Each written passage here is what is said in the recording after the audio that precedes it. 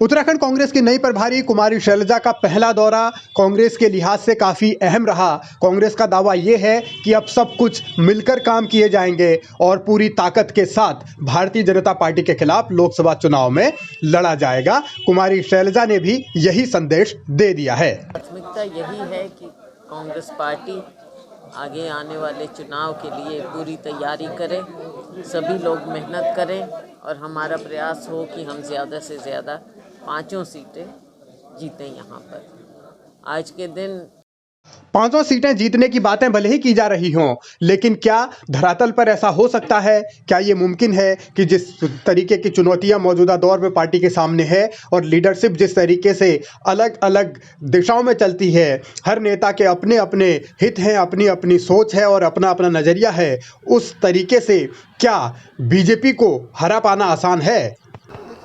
शैलजा जी उत्तराखंड राज्य की प्रभारी नियुक्त हुई हैं और उनका प्रथम आगमन जो है आज देहरादून में था और उनके आने से कांग्रेस के कार्यकर्ताओं में उत्साह है, जोश है और आगे आने वाली जो चुनौतियां हैं उन चुनौतियों को हम शैलजा जी के नेतृत्व में पूरी ताकत के साथ लड़ने का करते हैं।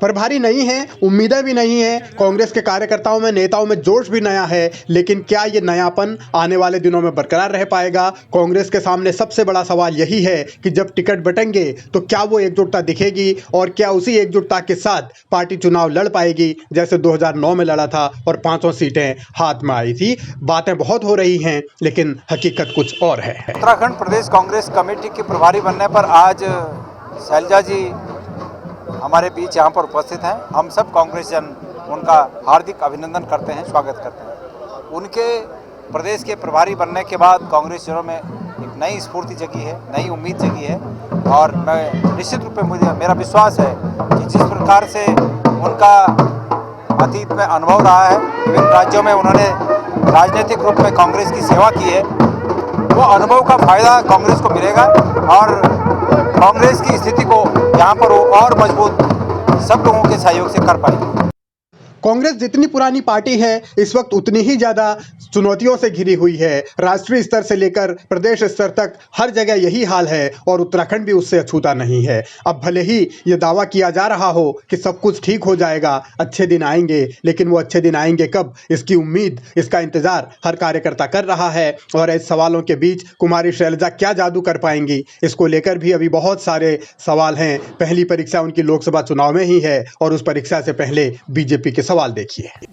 विपक्ष मैंने शुरू में कहा मुद्दा विहीन है, नेतृत्व विहीन है और अब पूरी तरह बाहर के लोगों की बैसाखी पर वो चलने वाले हैं। मैं कह नहीं सकता कि कितनी नकल कसी जाएगी, लेकिन जितने भी प्रभारी कांग्रेस के बनकर आए हैं उनको कांग्रेस ने उत्तराखंड में अपमानित ही किया है। और क्योंकि जो विपक्ष के नाते सामाजिक मुद्दे होते हैं, उन मुद्दों को उठाने में ऑपोजिशन पूरी तरह नाकाम सिद्ध हुआ है। हमने जो इशू दिए उन्हीं इशुओं पे उनके आंदोलन होते हैं, उन्हीं इशुओं को वो धरातल पर उतारने की मांग करते हैं और वो सारे इशू हमारी प्राथमिकता में होते हैं जिनको हम धरातल पर उतारते हैं। अपमान की सियासत वाली बिसात बिछाकर बीजेपी ने कांग्रेस को घेरने की कोशिश की है और अब सीधा सीधा सवाल ये है कि कुमारी शैलजा आने वाले दिनों में किस रणनीति के साथ उत्तराखंड में कांग्रेस के नेताओं को एक साथ ला पाएंगी और कैसे जो चुनाव जीतने का मंत्र है वो फूंक पाएंगी, क्योंकि उनके सामने भी चुनौतियां कम नहीं हैं। और उत्तराखंड में कांग्रेस कैसे सुधरेगी, कैसे संभलेगी, यही एक बड़ा सवाल आज भी बना हुआ है।